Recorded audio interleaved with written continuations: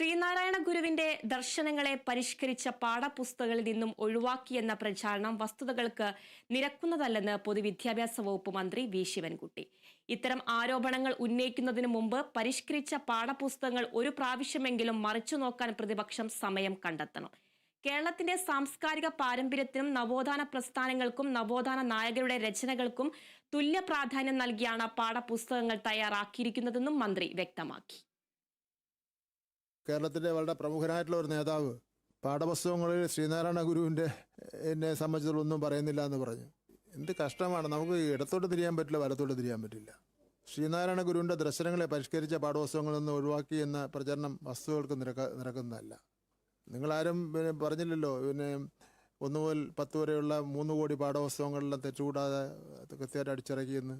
നിങ്ങളെല്ലാം വളരെ സുഹൃത്തുക്കളൊക്കെയാണ്, പക്ഷേ ആ കാര്യം വരുമ്പോൾ നിങ്ങൾ ഉണ്ടായിരിക്കും.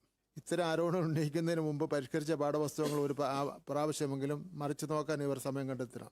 കേരളത്തിൻ്റെ സാംസ്കാരിക പാരമ്പര്യം, സാംസ്കാരിക നവോത്ഥാന പ്രസ്ഥാനങ്ങളുടെ സംഭാവനകളും നവോത്ഥാന നായകരുടെ രചനകൾക്കും തുല്യ പ്രാധാന്യം നൽകിയാണ് പാഠപുസ്തകങ്ങൾ തയ്യാറാക്കിയിട്ടുള്ളത്.